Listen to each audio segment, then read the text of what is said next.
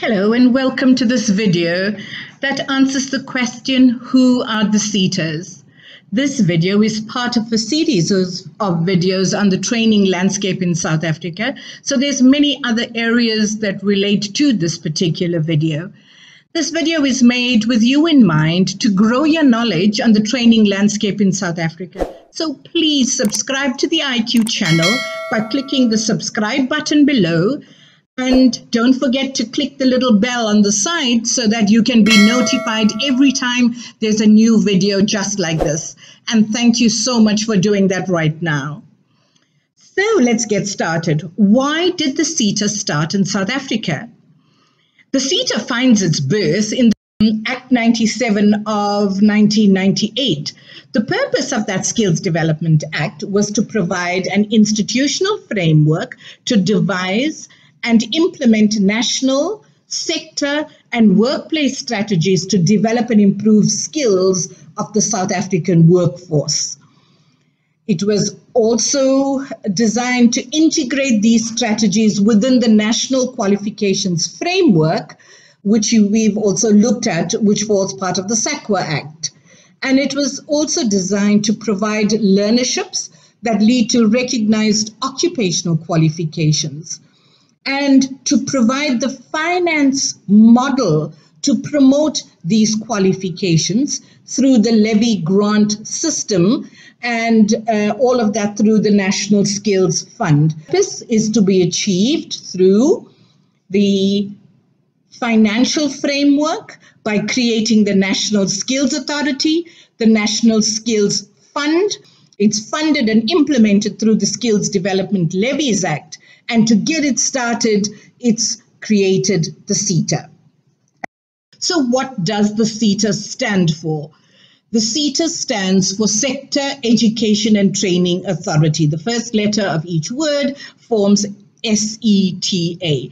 So there are 21 Setas in current South African landscape. The Seta should represent every national economic sector. So you would have the manufacturing sector represented by what we call the MERS Seta, the Seta called MERS Seta. The education sector by ETDP Seta. The chemical sector by CHIETA, CHIETA.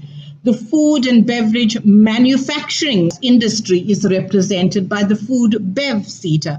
Like that, every sector in the national economy is represented by a Sector Education and Training Authority. When it first started in the year 2000, there were 27 Sector Education and Training Authorities. And as the different national skills development strategies evolved, there was a rethinking on the model, and this was eventually brought down to 21 Setas as it exists today in 2020. These Setas are supposed to be driving skills development in the Seta itself. What is the composition of the Seta?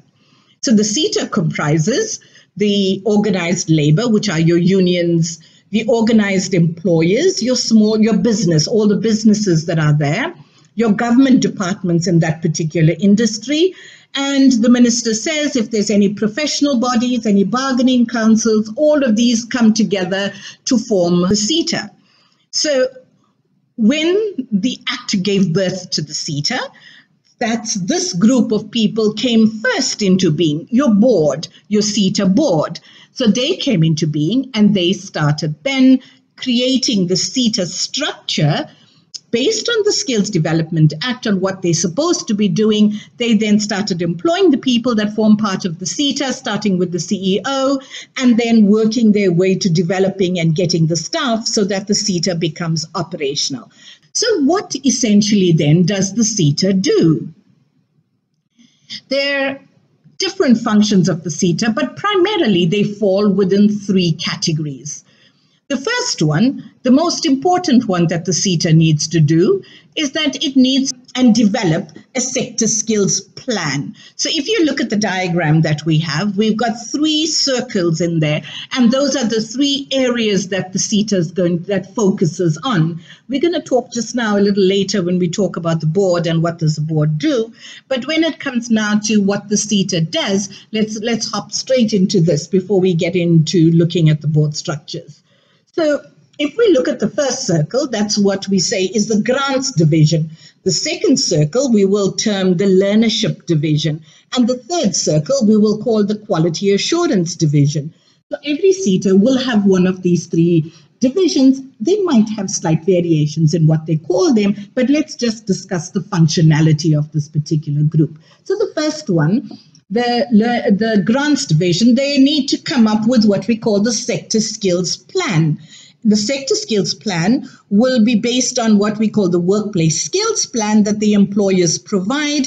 They will then extract the information about what sort of skills does this particular sector need, what is critical, what is scarce, and they will pass this information along and work with the learnership division, and they will create qualifications that meet the needs of the sector that they're representing. So where will they get that information from about what sort of information, what sort of qualifications?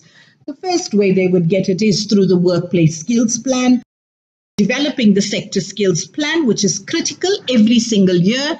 And if you want to know what is your sector skills plan saying, that's what's important in your sector, you will find the sector skills plan for every Seta on the internet, and you will be able to look through and identify what are scarce skills, what are critical skills important for your particular sector.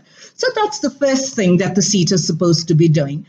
The second thing that they do is a part of the grants division is work with the employers to get the workplace skills plan accepted. Once it's accepted, they pay the mandatory grants to the employer, and these sort of grants are covered in another video.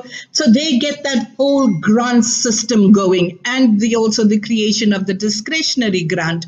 So it's managing the money flow within the particular sector. The employers pay the money in, on receiving their workplace skills plan, the grants division then gives them back the 20% as we stand currently. So that's the job of the first circle. The second circle is the learnerships division. So the learnerships division now, based on the information from the sector skills plans, they created the learnerships.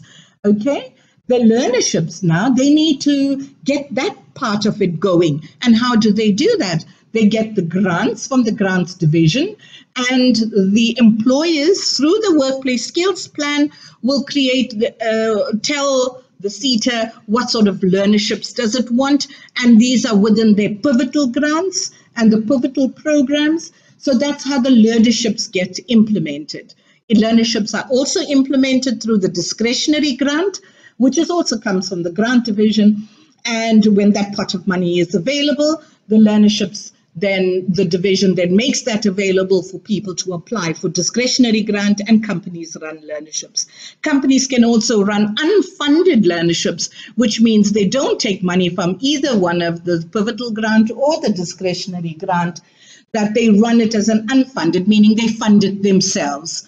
And obviously employers do that for their BBBEE status, as well as for the learnership tax incentive, which is pretty appetizing if companies do have to pay their large tax. So this third circle on what Setas do is the quality assurance part of their responsibility. And according to the Skills Development Act, part of the responsibility of the Seta is to credit and monitor education and training provisioning in that particular sector. So those roles are starting to change in the amendments of the Skills Development Act, where QCTO is now looking at the accreditation part, and the Setas focus more and more on the monitoring parts of the training providers. The training provider applies to that particular division in the Seta called the Quality Assurance Partner, In the old days, it used to be called the ETQA function, but that term ETQA is no longer operational because the SAQA Act from which the ETQA division was conceptualized no longer exists. So it now falls under the QCTO, and the QCTO has named that division the Quality Assurance Partner, the QAP. So that explains this diagram that looks at the three circles, the mandatory grants and the grants falling in one, the learnership and how that's operationalized, and the quality assurance of the Seta.